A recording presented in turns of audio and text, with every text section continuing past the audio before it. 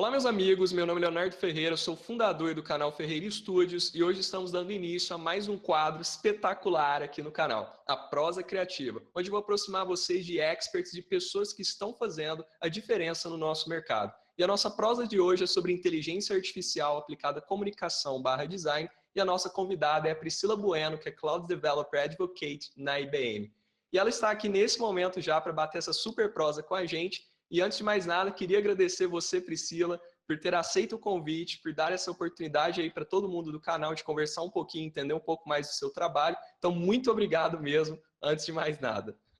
Imagina, obrigada eu pelo convite. É um prazer falar aqui com vocês. Então, para a gente começar, quem é a Priscila? Qual é a sua história? Fala um pouquinho aí para o pessoal. Bom, antes de mais nada, prazer. Eu comecei com a tecnologia em si, com a área de tecnologia bem jovem, com 12 anos mais ou menos. Então, foi onde eu fiz os meus primeiros cursos, as primeiras aulas, os primeiros sites. Comecei bem na parte de design mesmo. Aí eu fui migrando aos poucos até acabar na tela preta, né? Eu comecei na tela colorida e depois fui na tela preta. Hoje eu cognitivo, então eu dei muitas migrações distintas dentro da área de tecnologia.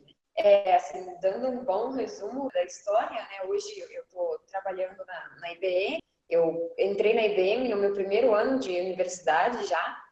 E aí comecei como desenvolvedora, estagiária, desenvolvedora. Trabalhei por um tempo nessa área, deram uns quase 3 anos. E depois já fui para a área de cognitividade, né? O alvo, né? O auge não só da empresa, como do mundo em si. E visando estar sempre na tecnologia de ponta, né? Na última intenção, eu também preferi fazer essa migração e ir para a área cognitiva da empresa faz mais ou menos um ano. Que bacana, que bacana. É uma história muito de várias trocas entre áreas, né?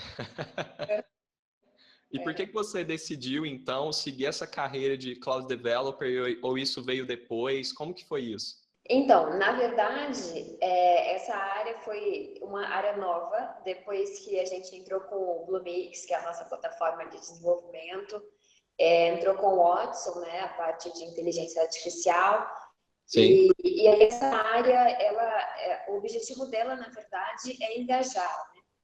Então, engajar desenvolvedores, engajar o público em geral para conhecer as nossas plataformas e participar, desenvolver com a gente. Eu entrei, né, nessa área, justamente eu sempre gostei de palestrar, de falar, e também sempre gostei de desenvolver e de trabalhar, né, vamos dizer, com as últimas tecnologias possíveis. Então, trabalhar na IBM, para mim, desenvolvendo em tela preta e sabendo que o Watson estava ali, eu me senti na necessidade de ir ali, né? De mudar e de participar para fazer acontecer também. Qual que é a diferença assim, entre um Cloud Developer e um desenvolvedor comum? Você meio que é uma advogada para promover os serviços em nuvem para desenvolvedores. Isso, exatamente. Acho que essa pode ser uma definição. Eu trabalho também com clientes hoje. Eu já faço esse meio a meio, né? Mas quer queira, quer não, o cliente também é alguém que você está promovendo. A diferença maior é que desenvolvia para alguma empresa específica e não palestrava, não falava e trabalhava literalmente 100% do meu tempo desenvolvendo, fazendo mudanças em código e tudo mais. E agora, como advocate, as coisas já mudam. Eu deixo de ser uma programadora 100% do tempo. Eu faço como um hobby e literalmente para divulgar, para promover, para ajudar os clientes, as empresas, os próprios desenvolvedores. Eu tenho também canal e ajudo o pessoal a desenvolver. Então, eu gosto bastante, assim, eu uso a programação em si por hobby, por gostar mesmo do que eu vendo, né? Por gostar do que eu falo, e eu faço bastante programação e código para ajudar o pessoal, mas o intuito principal não é ser 100% do tempo programadora e sim uma advocate da área. Que legal. Então você sai um pouco daquela linha de background de só desenvolvimento e vai para aquela linha de cliente também, um pouco comercial. E como que a IBM entrou na sua vida? Você decidiu, eles te procuraram? Como que foi esse processo? Esse processo foi, como eu disse, no meu primeiro ano de universidade. Já no primeiro ano, eu entrei na USP e já lá tinham bastante empresas, né, que estavam procurando estagiários e tudo mais. Normalmente, o fato do universitário entrar na empresa ocorre quando ele está acabando a faculdade, não quando ele está entrando. Com certeza. Mas aí eu inverti as coisas todas, porque eu realmente queria fazer parte de uma empresa e trabalhar, e eu tinha um conhecimento, né, de programação já previamente, então já me sentia apta a trabalhar. E a IBM, ela, na verdade, eu vi mais sobre ela, mas não cheguei a contatá-los ali dentro da universidade, né? Eu mandei um currículo para eles, um currículo dentro de um tablet. Eu fiz um currículo meio louco ali, uma interface de um tablet, aliás, de um iPad, e aí coloquei todos os as minhas experiências, que na verdade eram pouquíssimas, né? Era só mais cursos e sites que eu tinha feito, e mandei para eles ali. E aí foi então que, acho que uns 4 meses depois, mais ou menos, eles me chamaram para entrevista. Mas que tipo de projeto você tem tocado hoje ou pretende tocar? Aquilo que você pode falar, claro. Como o foco hoje meu, apesar de eu trabalhar com a nossa plataforma de desenvolvimento, que abrange N outras coisas, mas é muito IA, muita cognitividade. Então, Uhum. projetos envolve cognitividade, seja ela por meio de chatbot, né, que é você conversar com o robô em si, ou seja ela por meio de outras tools aí que trabalham com a parte cognitiva, mas esse tem sido o mais pedido, o mais trabalhado. E entrando já nesse assunto, né, sobre computação cognitiva e voltando para as atuais soluções de mercado da IBM, muitas pessoas me perguntam qual que é a real diferença entre o IBM, o Watson e o Bluemix, né? Acho que existe uma confusão, assim, pelo menos as pessoas me perguntam muito sobre isso.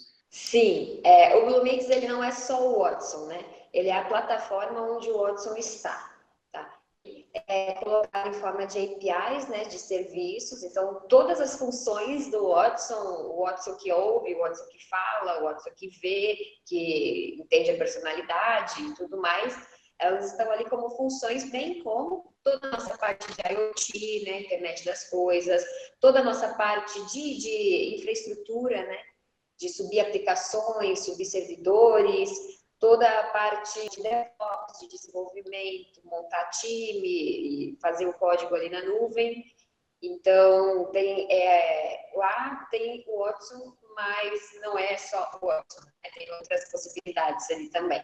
E o Watson, então, ele seria a própria inteligência artificial, assim, seria a super máquina que vocês têm, que digere isso tudo de informação ou não? Como que funciona? Acho que supercomputador pode até ser utilizado, apesar de hoje o acesso não ser somente via um servidor, né, um data center, então, né, afinal a gente usa serviços, faz chamadas, aumentando isso para múltiplos serviços, pode ser supercomputadores, enfim, você fazendo uma chamada de serviço, você está usando supercomputador, mas ele nada mais é do que um algoritmo cognitivo, né? Não, mas vários, né? Então, vários algoritmos cognitivos que formam um todo, que é o que a gente chama de Watson. E você falou aí sobre esses serviços cognitivos, né? E que tipo de serviço cognitivo a IBM disponibiliza hoje dentro dessa plataforma? Falando por exemplo, vou começar pelo chatbot, que eu gastei anteriormente, então fica mais fácil para fluir. O chatbot, que é a comunicação com o robô, é um chat, né? Chat e bot.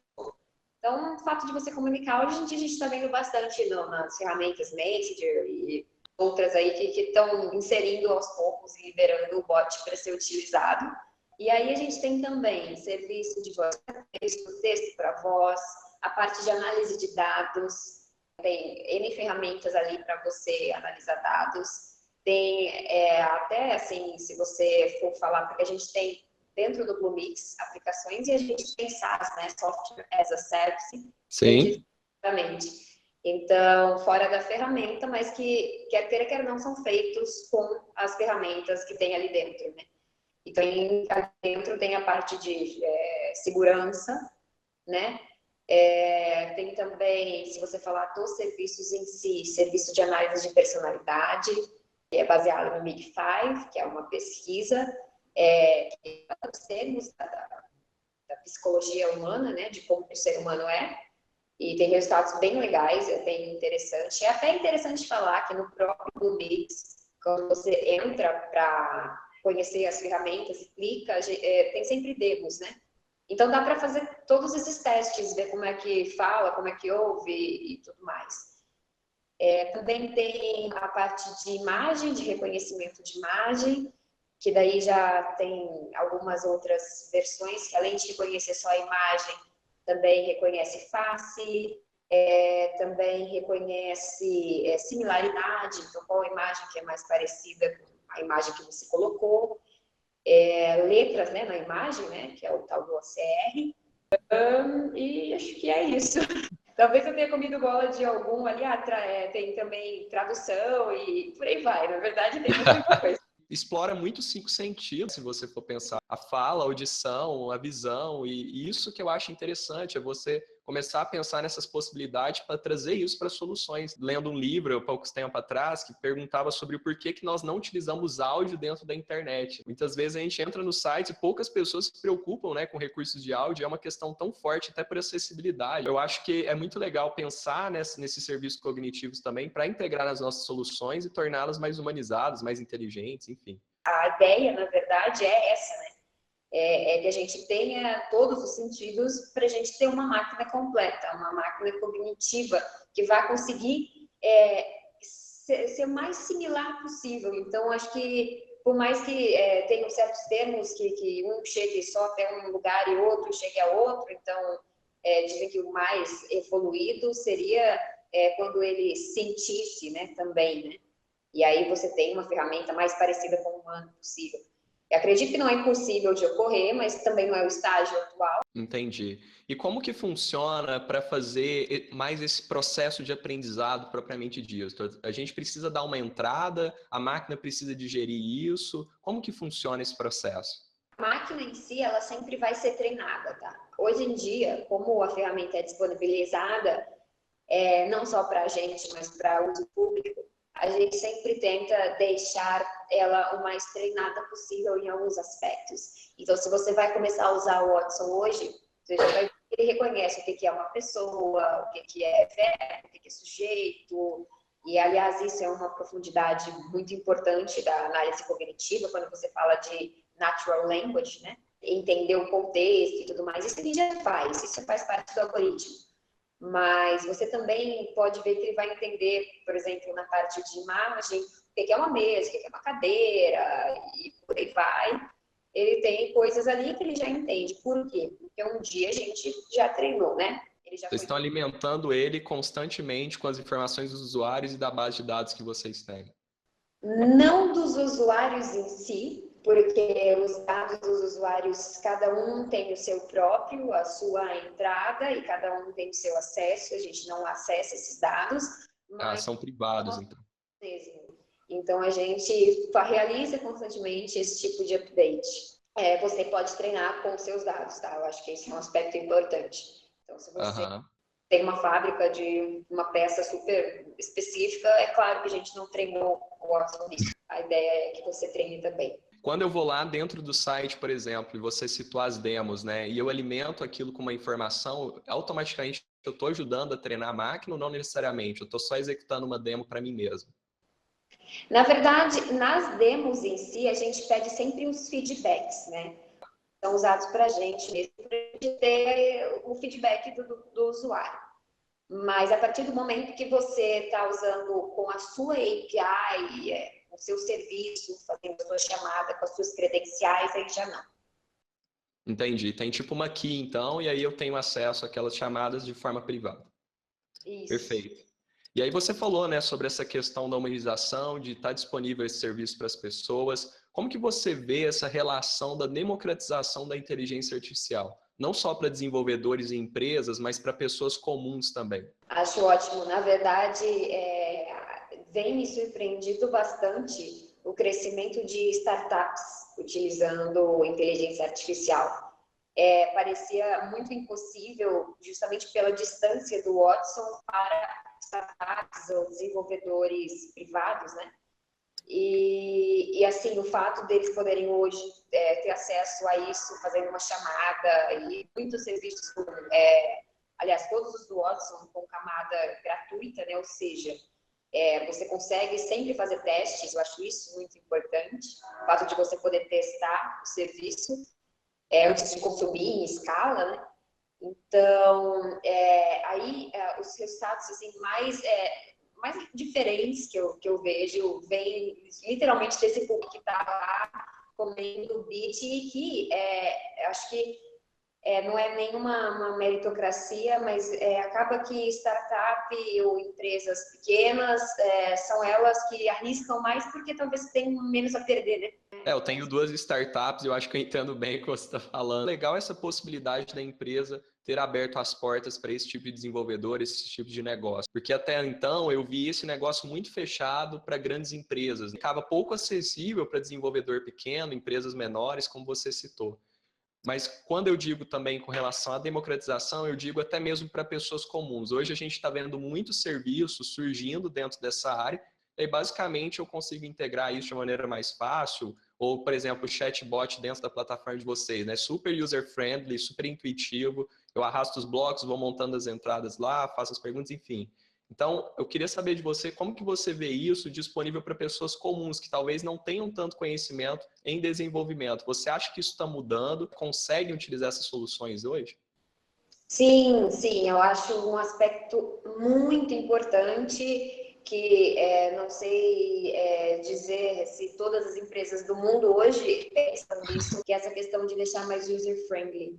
Porque, na verdade, não é nem porque os programadores em si, enfim, tem que abrir o leque de programador, chamar mais gente que não é da área, ou que eles querem uma coisa mais fácil. A questão não é nem essa, mas é a questão de você, como que você cria algo, uma inteligência artificial, ou seja, algo super futurístico, né? Algo que é o fim, né? O maior, fim não, nosso fim atual, né? O pessoal tem medo, né, de sair correndo. Que a gente tem hoje, né, de inteligência e fica parado na tela preta, né? Vem a calhar, vem com a minha história. Então, como que você fica parado na tela preta vendo aquilo? Então, hoje, o desenvolvimento dessas tecnologias, claro, se você é um usuário de tela preta, você consegue fazer em tela preta. A preta que eu digo é assim, você gosta de programar 100% das coisas. Usando tipo um terminal, por exemplo, não necessariamente uma interface. Ou se você usa uma IDE, até se você usa uma IDE, assim, eu chamo de tela preta falando que, assim, os usuários, os programadores que programam 100% das coisas gostam de eles mesmos fazer 100% de tudo sem usar nenhum tipo de interface. Tem quem? Então, também é possível, tá? Também algo que a gente nunca vai abandonar, literalmente, porque tem muitos programadores que preferem. Mas, em paralelo, a gente começa a ver os outros tipos de novos programadores, né? Que, às vezes, o contato nem chegou a programar em linguagens tão antigas, entrou na programação faz pouco tempo, e já teve esse contato com alguma coisa bem mais user-friendly. Então, e isso vem crescendo, a questão de você puxar e arrastar, eu acho que esse tem que ser o futuro. Não sei dizer como vai ser o futuro, mas que isso tem que evoluir de alguma forma e tem que ser mais fácil, mais simples e mais futurístico também. Com certeza, facilitar a vida de quem está usando, né, do usuário. Tem algo que eu tenho visto você publicar bastante, são sobre os chatbots, e que para mim é uma tendência extremamente forte. Eu vejo que tem muita empresa desenvolvendo soluções nesse sentido, principalmente a agências está começando a trabalhar com áreas de TI para desenvolver isso, para soluções para business. E até que ponto a gente consegue humanizar um chatbot? Conhece um caso forte sobre isso, de humanização, um case que você possa citar? Até que ponto a gente consegue humanizar uma interação que é totalmente digital com uma coisa que a gente sabe que não é um humano que está ali do outro lado? Para citar um pouco disso, eu acho que é interessante deixar claro que a ideia do chatbot não é e nunca vai ser substituir humano. Nunca vai ser essa, não tem a ver com essa ideia, mas qual que é a questão? E aí você pode começar a perceber os cases em si, né? Onde você vê bastante chatbot? Em call center. É um dos exemplos mais fortes, não quer dizer que é só determinado call center, pelo contrário, tem pizzarias, deliveries e tudo mais. Focando no exemplo de call center, o que ele é em si? Principalmente quem já trabalhou em call center vai se identificar, ou alguém que tem algum amigo que trabalha. Quando você entra, a primeira coisa que te dão para fazer, ou que mandar fazer, é decorar um script, né? Então, decorar um step by step, os passos que você tem que fazer para atender um cliente. E, então, desde o primeiro oi até o tchau. Tem toda uma sequência ali de atendimento. E eu até achei engraçado, porque eu reduzia isso muito a call center, mas esses tempos eu fui numa rede de fast food bem grande, e o caixa estava me atendendo, e eu vi ali logo atrás, colado no caixa dele, um papelzinho, tinha os seguintes dizeres, né? Quando o cliente chegar, diga bom dia, sorrindo. Quando o cliente for embora, diga obrigada e boa noite. Se for noite, boa tarde. Se for tarde, mais uma vez, bom dia, se for dia. Você olha aquilo e fala, mas não é algo óbvio E a mesma coisa para a pessoa de call center, mas espera aí, você não sabe como é que vende, ou você não sabe como é que cobra, ou você não estudou isso, não é algo óbvio, porque são steps, são passos a serem seguidos, coisas que se repetem e que têm que ser sempre iguais devido a, talvez, a regra da empresa, enfim. Mas são coisas que têm que ser sempre de uma certa forma. Então, concluindo isso, o que eu quero dizer? Que esse tipo de coisa, sim, esse tipo de coisa robótica, tende, sim, a ser substituída por robô. Mas áreas de criação, de imaginação, de intuição, de gerenciamento de riscos, todo esse tipo de área onde você tem que pensar de verdade, não seguir regras, essas não. Não é esse o foco do bot. O foco do bot é esse tipo de automatização. Agora, claro, se você quiser automatizar outros tipos de coisas que não venham a ser simplesmente auto-referência e tudo mais, aí sim, por conta e risco, criando algo, talvez, com a parte de personalidade. Não é impossível. Eu acho que se você quer criar algo diferente, eu espero até que tem tanta gente mexendo com IA, eu realmente até quero ver aonde que eles vai chegar em si. Porque tem ferramenta de análise de sentimento e tal. Por mais que se exista isso, você não tem um humano ainda, né? Hoje o chatbot, o foco é esse, né? É substituir essas automatizações. E no futuro não tenho uma visão fixa, mas uma coisa eu tenho certeza absoluta, que é o fato de que isso vai substituir as nossas habilidades em si de criação e tudo mais. A gente não sabe o dia de amanhã até onde isso vai dar, mas sabe o quanto que isso está sendo importante, né? Para automatização de tarefas, de rotinas pesadas, coisas que são muito repetitivas. Isso acontece dentro dos próprios softwares da Adobe hoje, né? Muitas tarefas que antes você precisava de muito esforço cognitivo para executar, hoje você já consegue fazer de uma maneira totalmente automática, né? Dentro dessa questão que você falou, fica uma pergunta muito forte para mim, não sei se entraria tanto na parte de humanização ou coisas nesse sentido, mas existe a possibilidade de trabalhar esse chatbot, conversar para um regionalismo específico, para uma região específica. Então, por exemplo, tem um chatbot que está atendendo uma pessoa lá do Sul, ele vai ter um sotaque específico, ou uma pessoa lá da Bahia vai ter um sotaque específico. Como que fica essas questões dessa conexão mais emocional assim com o cliente? Em termos de sotaque em si, na verdade, eu acredito que vai até vir mais rápido em inglês e muito provavelmente seremos o segundo lugar a ter alguma coisa mais regionalizada em termos de voz, eu digo. Já temos por texto, né? Hoje em dia você consegue criar o seu bot regionalizado, ou seja, falar com as específicas gírias e tudo mais. Mas abordando em si a parte de voz, a gente tem muitas empresas no Brasil que muito provavelmente são possíveis parceiras, ou a própria IBM também, que tem desenvolvido melhorias constantes no bot de voz. Então, acho que seria interessante não só em português, mas para todos os países isso ajudaria bastante. Você está falando com o cliente, da forma que ele fala, o que não tem, tende a ter. Vai começar a acontecer e às vezes de maneira imperceptível, né? Eu acho que a grande sacada do chatbot é mostrar que não necessariamente existe um bot também do outro lado, né? Eu já vi vários casos de serviços que eles colocam fotos de figuras humanas, mas quem está interagindo ali do outro lado é um chatbot, mas ele já recebeu um nível de treinamento que o diálogo fica muito natural, né? E eu acho que isso é o mais legal de observar também. Sim, não, com certeza. O treinamento ele vai dizer muito sobre o bot. Acho que um ponto importante é esse. É o treinamento que você fez ali atrás. Perfeito. E aí você citou aí sobre questões de fala para texto, de texto para fala.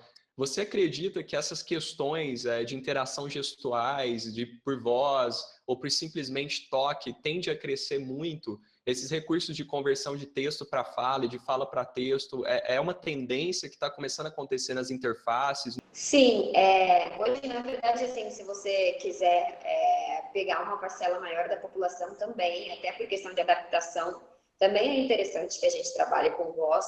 Mas não só isso, o fato de você falar com alguém é muito legal também. Então, acho que existem cenários e cenários, talvez tenham empresas que preferem ficar no chat, nem sempre necessário a voz, mas principalmente quando se trata de delivery, call center, ou coisas que a gente prefere se comunicar, muitas vezes a gente quer ouvir, por mais que seja um bot, o ideal é que você ouça, né? É o melhor, acho que para o humano, que ele seja ouvido e que ele fale e alguém responda, né? Então, acho que tende a ser uma evolução maior e que acho que quem não usa hoje, com certeza, ou está pensando ou vai vir a usar já, porque é realmente melhor você falar com o seu usuário quando é o caso, claro. Tem essa separação, com certeza. Perfeito. E teve até um caso, não sei se você ficou sabendo, do rebrand da Oi, né? Que eles fizeram a marca mórfica e reacional. Eles trabalharam com uma marca que reagia aos sons de acordo com o grave, da frequência do grave, da voz da pessoa, né? E aí eles criaram 70 variações de marca com base nisso. Acho que é um case muito interessante que cita um pouco dessa interação, né, do som. Eu acho muito legal a empregabilidade dessas tecnologias em soluções que muitas vezes você não vê aplicabilidade, né? Então, muitas pessoas falaram da marca, mas o que eu acho interessante é isso. O ponto que você intercalou a parte de criação com a parte tecnológica e fez sentido com aquilo que você criou, né? Não, com certeza. Aliás, quando se fala de cognitividade, tem muita coisa que a gente acha que a princípio não tinha muito porquê, mas depois a gente não pensa como que era sem, né? Como que era antes. A maioria das inovações em si, né? Se não todas, a gente vai descobrir por que eu não pensei nisso antes e por que não existe. Então, é legal abordar essa questão da cognitividade para N aspectos e que você vê que, às vezes, era interessante e você nem sabia. Uma outra coisa que você mencionou também são insights sobre personalidade ou construção de uma personalidade com inteligência artificial. Mas agora eu penso mais do lado do customer ali, do cliente. Hoje é possível, com esses serviços que a IBM oferece, trazer insights do comportamento de usuários dentro de redes sociais, como Facebook, Twitter, LinkedIn, Instagram, não sei, para fazer uma tomada de decisão mais assertiva, por exemplo, trabalhar uma melhor UX com base nos pontos de contato dele, entendendo melhor as rotinas que ele tem dentro dessas plataformas, entender o que entrega para ele. Qual que é essa possibilidade que essas ferramentas trazem hoje para nós dentro da parte de análise de dados e construção de personalidade de uma IA, que entraria também um pouco nesse contexto? A parte de personalidade em si, ela é diferente de uma análise mais bruta, né? Ela tem um estudo por trás e até recomendo que façam testes nela. Mas, na verdade, ela tem o aspecto inteiro da personalidade, que vai desde ironia, sarcasmo, até outros aspectos como autoconfiança, gostar de desafios e tudo mais. Então, tem muitos aspectos, né? Não sei nem citar todos aqui, bastante coisa, bastantes aspectos aqui que são envolvidos, né? E aí essas questões todas, elas são sempre baseadas em texto, ou se for fala, convertida para texto, a entrada vai ser texto, né? Então, redes sociais, todas, em maneira geral, ou até o próprio bot, né? tudo que você faz, que é escrito ou que seja falado, mas que depois seja transcrito, você consegue fazer esse tipo de análise. Agora, também, não descarta a possibilidade, por exemplo, aquela questão de você ver onde que o usuário está colocando mais na tela e talvez É um gerar tracking, né? Um mapa de calor, uma coisa. um mapa de calor e gerar algum insight sobre isso. Existem ferramentas assim, de grande poder de analítico, né? Dentro do portfólio. Então, não só nosso, mas existe em si várias ferramentas. Né? Então, você pode criar padrões, ver padrões, observar diferenças, fazer análises preditivas. Nosso portfólio também tem o machine learning, né? Então, tem N possibilidades ali, você não precisa se prender só a características emotivas nessa questão, mas tem esse aspecto também mais analítico, como você tinha citado, então você também pode trabalhar com análise bruta de dado para detectar, análise preditiva mesmo, detectar características futuras. Perfeito, perfeito. Eu acho que um caso, né, que adequa muito essa questão de você não precisa ser um especialista nesse assunto, mas eu te trago isso de uma maneira mais rápida, foi o do Wix, que eles estão fazendo o projeto do The Grid. E aí a ideia é que você, com base nas personalidades daquele usuário que está criando o site, ele já readequa toda a informação do site, toda a estrutura automaticamente com base no perfil dele. E ele já traz um layout totalmente customizado. Eu acho interessante olhar isso, porque a gente vê até que ponto, né, que essas interações estão acontecendo do lado do usuário, entendendo a personalidade, o comportamento, as informações que ele tem e adequando isso para uma interface visual ou para qualquer tipo de produto. Não, é bem interessante, até para o aspecto de marketing também, né? Você entender o seu cliente, entender o que ele gosta, o que ele quer, e para o próprio cliente também, quando você tem uma interface que funciona da maneira que você quer que ela funcione. Se a gente tivesse 100% das coisas, com toda certeza aumentaria a compra, a venda, aumentaria o user-friendly, daquela coisa de você gostar do que você está vendo, do que você está fazendo. Então, assim, tem vantagens para os dois lados, e espero que seja algo que todas as empresas pensem em fazer, porque é de extrema importância, assim, é ótimo você entender com quem que você está falando e proporcionar algo específico para a pessoa. Você também falou sobre a questão de análise sentimental. Acho que é uma das coisas que eu mais tenho testado hoje dentro da solução. Você mencionou sobre a questão emocional e eu queria saber como que funciona, por exemplo, uma análise para a parte emocional de um banner, por exemplo, de uma determinada imagem. Como que ele identifica emoção, né? Como é que ele identifica o contexto, tristeza, raiva, amabilidade, enfim. Vocês têm o Tone Analyzer, né? Que eu dei uma olhada lá. Eu achei fantástico, assim, e eu fiquei abismado, eu não conseguia entender como que funcionava esse tipo de análise. Na verdade, é até interessante que a gente tem o Personality Insights, mas também tem o Tone Analyzer. A ideia é literalmente saber o tom e a outra a personalidade como um todo. Então, o tom é justamente os exemplos que você deu, né? Agressividade, emotivo, frustrado, triste, feliz, coisas imediatas e até muito usado com bot para você ter resultados imediatos. E o personality já é algo mais complexo, mais aberto, que já vai analisar N outros aspectos da personalidade para formar um todo ali, né? Toda uma análise de si, né? E, na verdade, o fundamento deles é literalmente baseado em características nossas. Então, na verdade, estudo feito baseado em humano e baseado nos nossos comportamentos. Então, onde você deixa de ter um chute, você passa a ter uma assertividade. Então, você passa a analisar, seriam certos padrões, até tem a documentação inteira de como a pesquisa foi desenvolvida.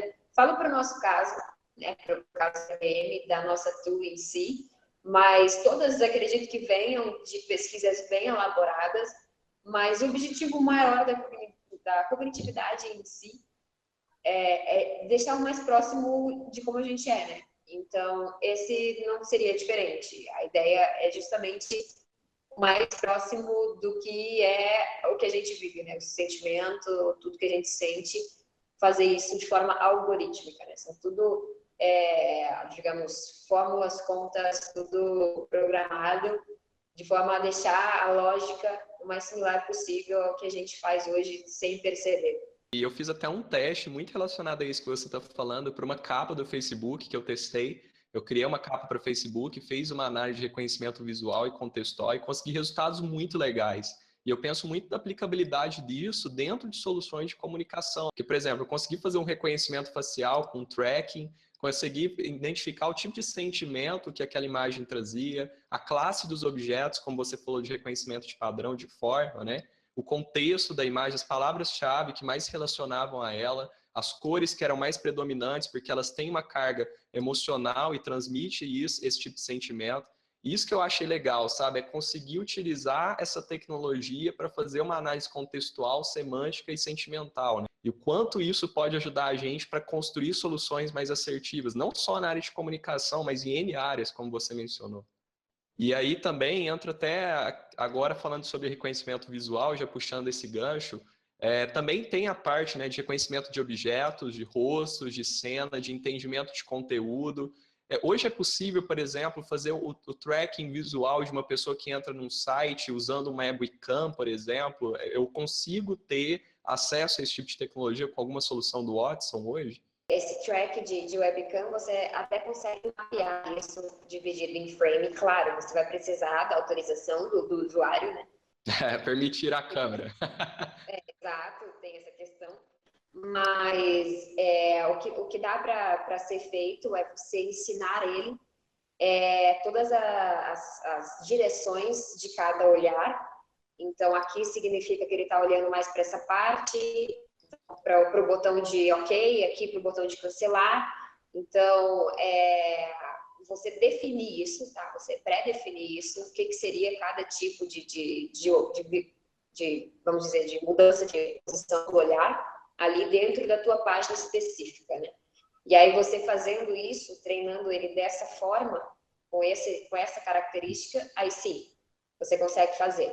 Tá? Então, acho que respondendo a tua pergunta, sim, se você treiná-lo com essa intenção, porque passa a não ser mais uma avaliação de calor, né, um mapa de calor, que é onde você mexe o mouse, mas passa a ser um aspecto de você olhar para onde a pessoa está olhando, né? Então, você saber a movimentação dos olhos e tudo mais, que não é impossível. Afinal, o Watson, ele trabalha com reconhecimento de padrões, né? E aí, você ensinando, ele vai conseguir saber os padrões, porque é direita, esquerda, cima, baixo do olhar, mas que você poderia fazê-lo justamente determinado para o teu site específico, para a tua interface específica, e, né, baseado no user agreement ali que você tiver, deixá-lo ativo e fazendo esse monitoramento. Essa parte de tracking a gente costuma usar muito em user test, né? Quais são as zonas clicáveis dele dentro de um site. Eu vi até um caso há pouco tempo atrás, acho que era da Sunsilk, se eu não me engano, que eles fizeram com duas imagens. Uma tinha uma mulher olhando para frente, para a pessoa que viu o anúncio, o produto do lado e a marca em cima, e o outro ela estava direcionando o olhar para o produto e a marca em cima, né? E eles perceberam que a conversão, a lembrança de marca, acontecia muito mais nesse segundo caso, porque o olhar dela estava direcionando para o produto, e aí eles batiam o olho na mulher e automaticamente já olhava para o produto e tinha uma lembrança de marca. Bom, Priscila, a gente também estava falando sobre reconhecimento de padrões, e também é um assunto muito discutido hoje, e eu queria saber se você tem algum caso para compartilhar com a gente de reconhecimento de padrões, usando esse tipo de serviço para poder promover algum produto ou serviço, ou que utilizou para algum caso em específico. Então, para reconhecimento de padrões, na verdade, tem N tipo de empresas e indústrias utilizando com finalidades distintas. Eu estou vendo bastante uso na agricultura para identificação de pragas, tá? Então é uma questão bem utilizada. Com esse aspecto de marketing, eu estou vendo agora, não vi antes, mas agora estou vendo um pouquinho mais. Para identificar qual que é a melhor campanha e tudo mais, baseado na avaliação do que tem ali, né, o que contém na imagem. Mas acho que a praga é um exemplo bem forte, principalmente que envolve muito investimento financeiro e que é bom você ter certeza do que está acontecendo e ter isso em tempo real.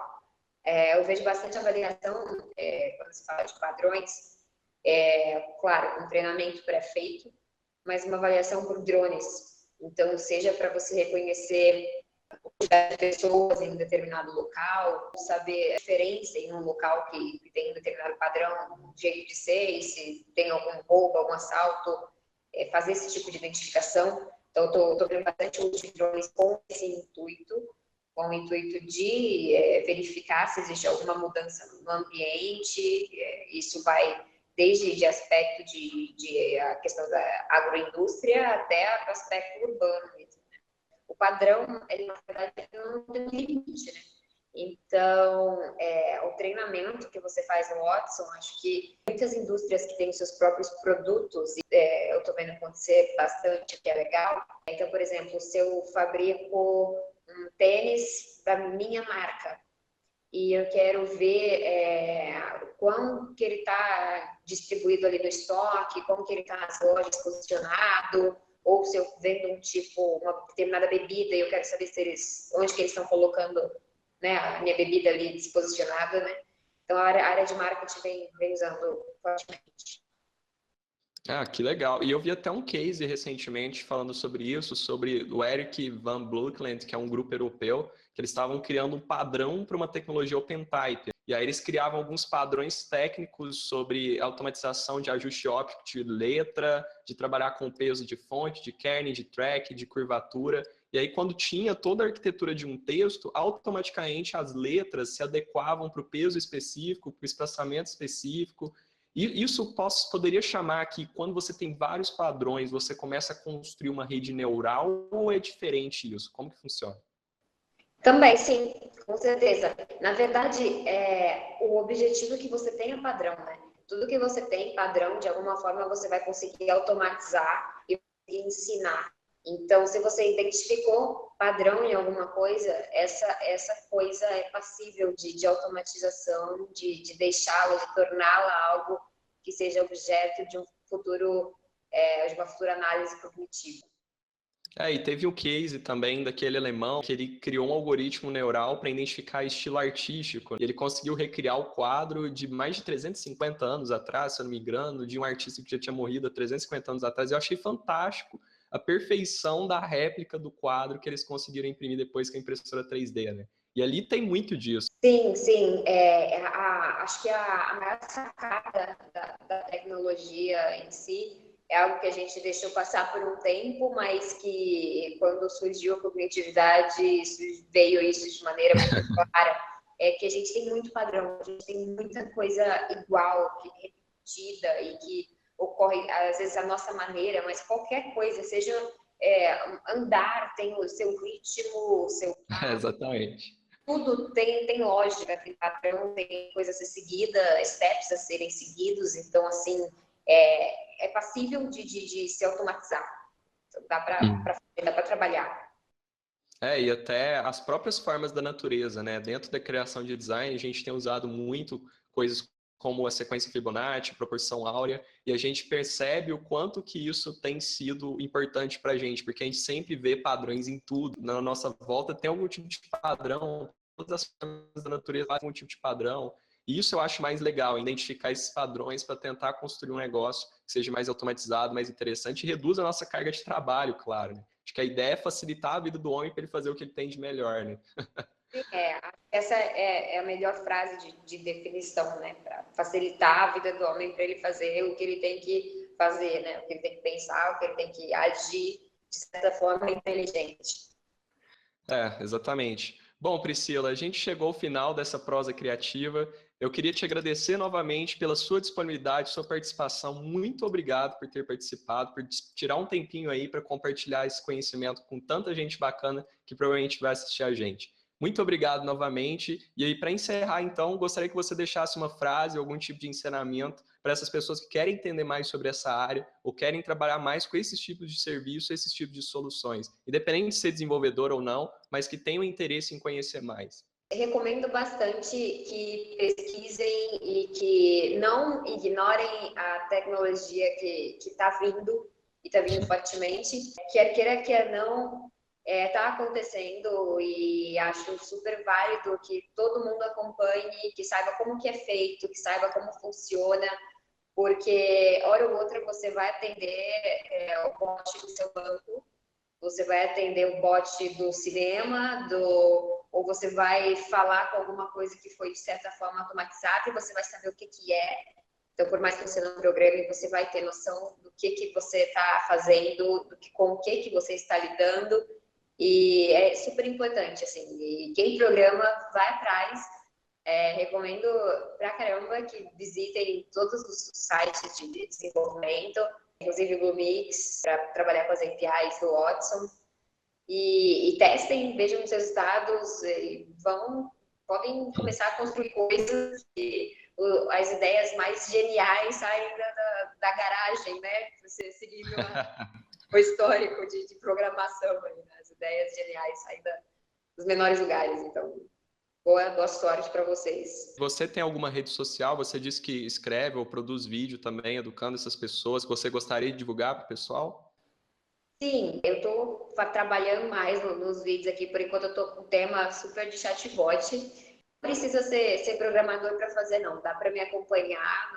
Fiz uma sequência de 5 vídeos, cada um em torno de 20 minutos a meia hora, explicando a criação até o final, integração com redes sociais, tudo mais, chatbot. Como eu vou colocar mais coisa lá de N temas distintos, então pode acessar. É Parodi, Parodi, Cloud de nuvem, services de serviços. Parodi Cloud Services. Pode acessar lá, pode fazer perguntas, programadores também, que eu respondo na medida do possível. Lembrando, pessoal, que eu vou deixar todos esses links na descrição do vídeo, inclusive os cases que eu já citei, que fazem parte de um artigo que eu escrevi há pouco tempo. Então, não deixem de acompanhar, vou deixar tudo na descrição para vocês clicarem lá e acompanhar tudo da melhor forma possível, tá bom? Bom, pessoal, é isso. Obrigado a todos que nos acompanharam até aqui. Vejo vocês na próxima prosa. Semana que vem tem mais. Valeu!